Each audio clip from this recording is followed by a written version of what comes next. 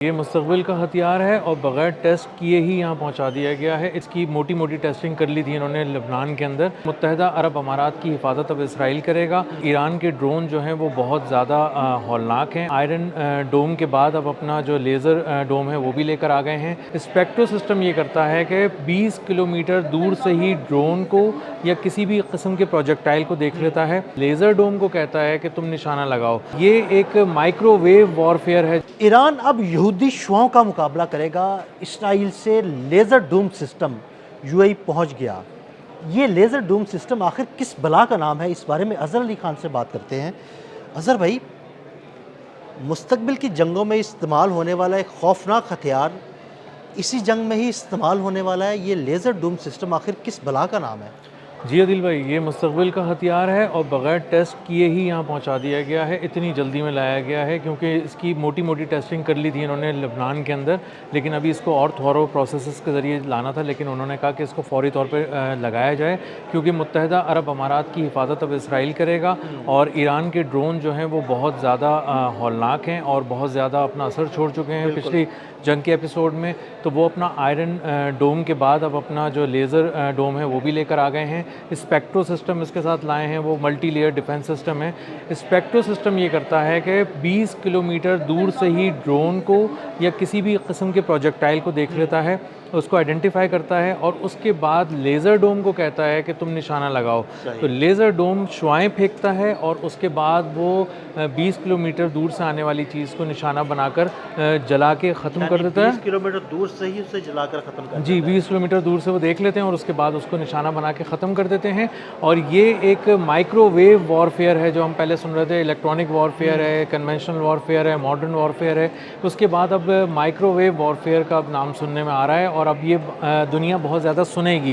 ये एक ऐसा हथियार था जो ये लेज़र डोम है, ये कोई पिछले 10 साल से ये लोग बना रहे थे, लेकिन इन्होंने इसके बाद जब पिछले 2-3 महीनों के अंदर देखा कि हम बहुत ज़्यादा हिट हो रहे हैं और ईरान के ड्रोन्स ने जो है वो हर तरफ तबाही मचाई हुई है, तो उसके बाद इनको अंदाज़ा हुआ कि हमें ये फ़ौरी तौर पे लाना पड़ेगा। और उसके बाद इन्होंने इसके फ़ाइनल टेस्ट का भी इंतज़ार नहीं किया। यानी उसके फाइनल टेस्ट भी नहीं किए, उन टेस्ट के बगैर जो है ना वो यूएई में ले आए और उसे नस्ब भी कर दिया। जी, बिल्कुल ऐसे ही, क्योंकि उनको बहुत ज़्यादा खौफ था कि अब ईरान ने अगर हमला किया तो मुत्तहिदा अरब अमारात ने जिसने हमारी शील्ड ली है प्रोटेक्टिव, अगर हम उसका दिफा नहीं कर सके और नहीं बता सके उसको, तो ईरान तो यूएई हमसे बहुत नाराज़ हो जाएगा। इसलिए उनको अंदाज़ा हुआ कि अब ये जो स्वार्म अटैक होते हैं या फिर ड्रोन अटैक होते हैं स्पेसिफिक की तादाद में जो जी, ड्रोन्स आते हैं, उनको ये ख़त्म कर सकता है। अब इसमें एक ख़ास बात ये है इस आयरन इसमें लेज़र बीम में कि ये लेज़र बीम जो है इसमें एम्यूनिशन की कोई कमी नहीं हो सकती, क्योंकि इन्होंने पिछली बार देखा था कि इनके multi layer defence system arrow 3 था, डेविड स्लिंग था, आयरन डोम था,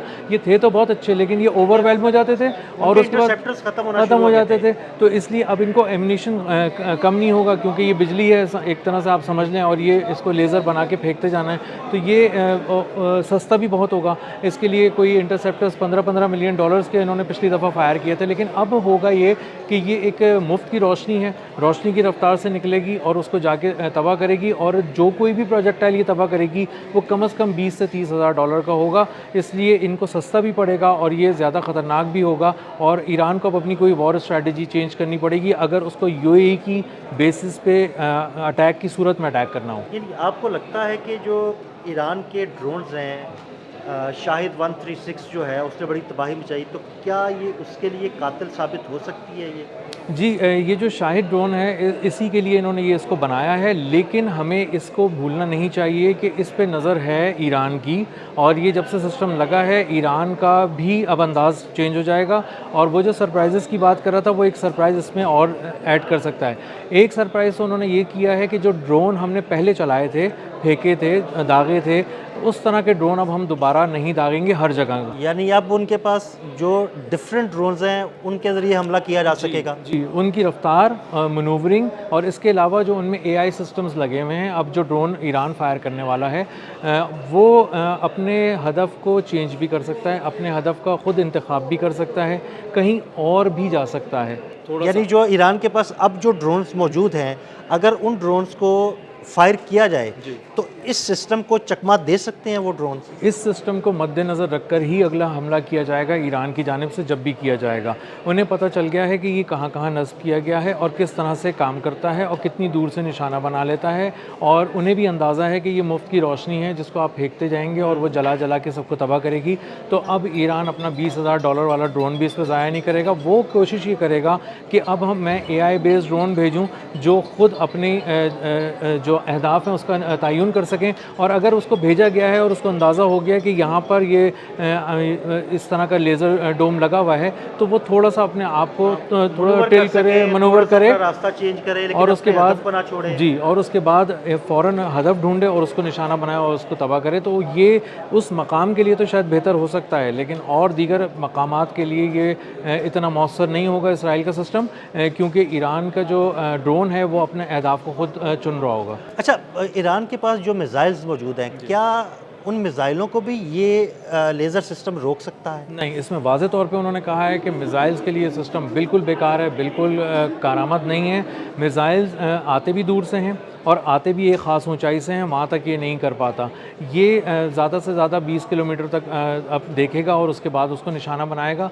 मिसाइल्स जो होते हैं वो बहुत ही ऊंचाई से आ रहे होते हैं, बहुत ही तेज़ी से आ रहे होते हैं, और हाइपरसोनिक जो मिसाइल्स ईरान ने पिछली बार एपिसोड में, जो हाइपरसोनिक मिसाइल है उसकी स्पीड ही बहुत होती है, तो क्या ये उसके लिए भी मुअस्सर होगा कि नहीं होगा? नहीं, हाइपरसोनिक मिसाइल्स के लिए बिल्कुल भी नहीं होगा। बैलिस्टिक मिसाइल्स के लिए ये बिल्कुल मौसर नहीं है। ये सिर्फ और सिर्फ ड्रोन्स का मुकाबला कर सकेगा।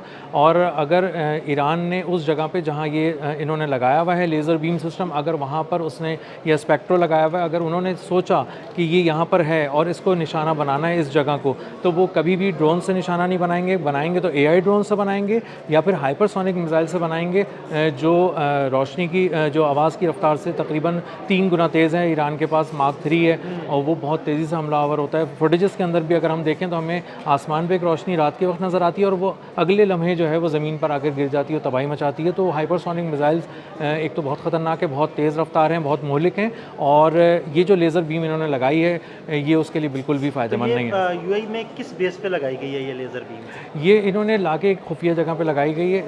इसके बारे में उन्होंने नहीं अच्छा, अभी तक रिवील नहीं किया कि कहाँ पे लगी है, बिल्कुल उसको ढके छुपे के अल्फाज में कह लें कि उसको बिल्कुल खुफिया रखा गया है। जी, इसको खुफिया रखा गया है और इसको टेस्ट भी किया जा रहा है इस वक्त वहाँ पे लगा के, और इसको अपने ही प्रोजेक्टाइल फेंक के देखा जा रहा है कि ये कहाँ तक कितनी मौसर होती है।